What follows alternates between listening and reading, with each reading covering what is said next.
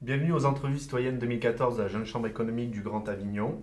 Notre association a mis sa neutralité et son indépendance au service du débat aux élections municipales. Nous sommes allés à la rencontre des Avignonnais qui nous ont fait remonter leurs questions aux candidats. Kader Guetaf, bonjour. Bonjour. Donc merci d'avoir accepté notre invitation. Je vous en prie. Vous êtes le candidat d'Avignon En Marche. Oui. Nous allons commencer par la première question. Alors, l'expression Avignon ville-musée est revenue plusieurs fois lors du questionnaire. Quelles sont vos propositions concrètes pour redynamiser notre centre-ville ? Écoutez, je crois que la notion d'Avignon ville-musée ne doit pas nous faire peur, bien au contraire. Je crois que c'est un atout pour notre ville qu'elle ait ce patrimoine-là. C'est une ville qui doit sa notoriété notamment sur le Palais des Papes et les autres musées. Je crois que c'est un atout.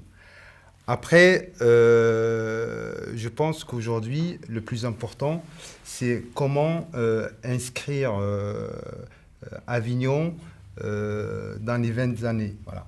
Et c'est vrai que dans le cadre de ma campagne, quand je vais à la rencontre des Avignonnais, en tout cas, cette expression de ville-musée, moi, elle me dérange un peu parce qu'Avignon a d'autres atouts. Et c'est ces atouts-là que je mettrai en avant pendant toute cette campagne municipale. D'accord. Alors, les Avignonnais trouvent que des efforts pourraient être faits pour la propreté de la ville. Avignon est par ailleurs particulièrement en retard en matière de tri sélectif.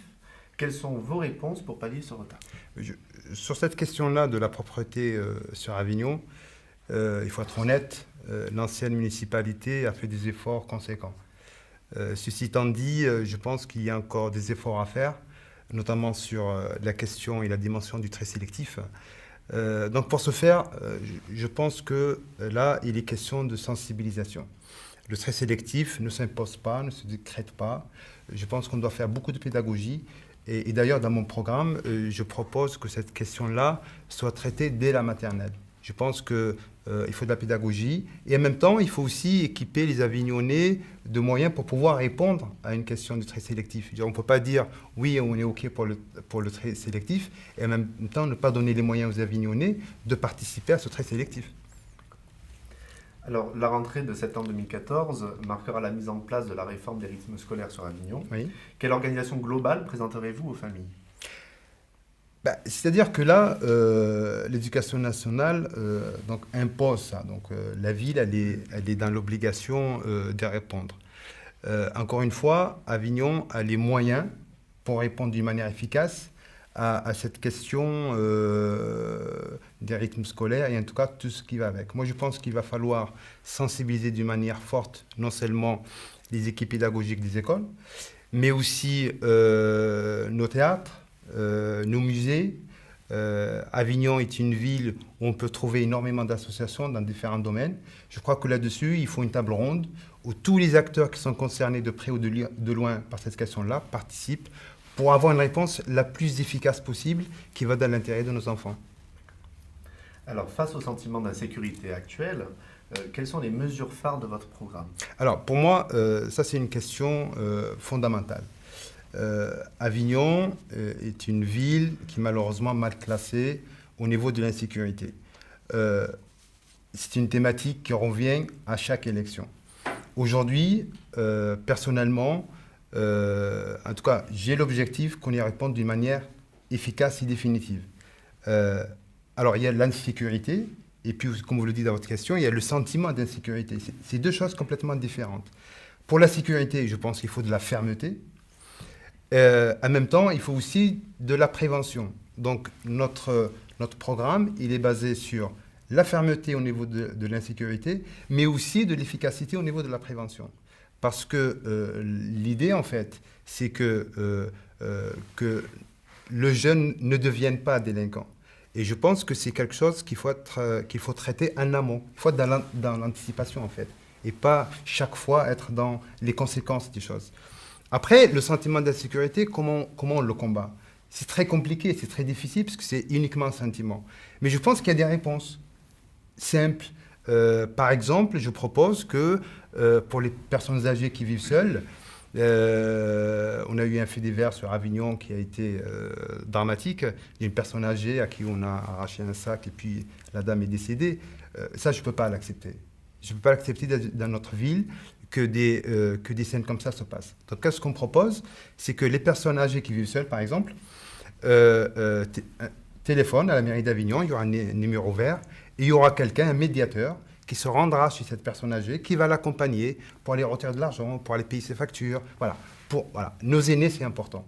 Il faut qu'on les protège et qu'on les protège directement. Ça ne sert strictement à rien.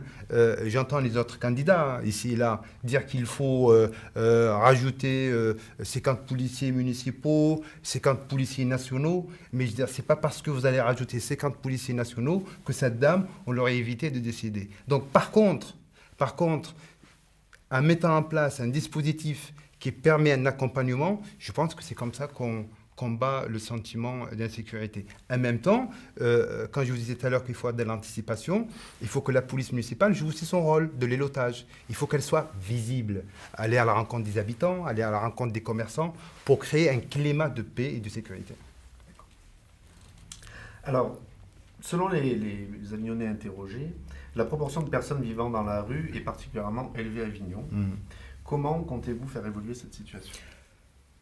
C'est une question très compliquée parce que beaucoup de gens qui se retrouvent dans la rue, bon, certains c'est par accident de la vie, et je pense qu'on doit essayer de trouver des solutions alternatives.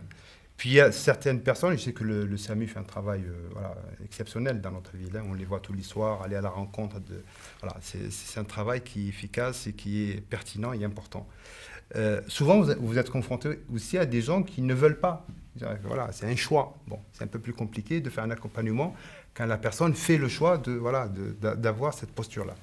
Moi, je pense que là-dessus, on a une association sur Avignon qui s'appelle le CASA qui fait un travail formidable. Je pense qu'il faut les encourager, les accompagner, les aider financièrement aussi pour mener un travail. Mais le travail il est colossal parce que souvent, c'est des gens qui sont en pleine destruction, il faut se reconstruire, c'est long, c'est compliqué.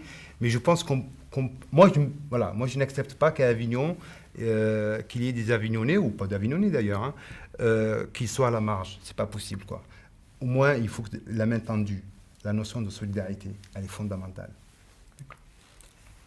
Alors, dernière question, hors festival, pratiquement tous les Avignonnais jugent leur ville endormie. Comment réveiller Avignon tout au long de l'année ? Avignon, ville endormie, j'ai envie aussi de dire que il ne faut pas que les Avignonnais soient endormis aussi, parce que c'est une conséquence. Voilà. Il ne faut pas uniquement rester sur le constat, mais à un moment donné, il faut être aussi acteur. Voilà. Notre programme, si vous voulez, nous, il a été construit sur un principe simple, c'est que comment faire en sorte qu'il y ait un vivre ensemble. C'est très compliqué. Bon. Moi, j'y crois. Voilà. J'y crois. Et pour arriver à ce vivre ensemble, c'est conditionné par une efficacité. Alors, on parlait de la sécurité, du festival. Voilà. Le festival d'Avignon, par exemple.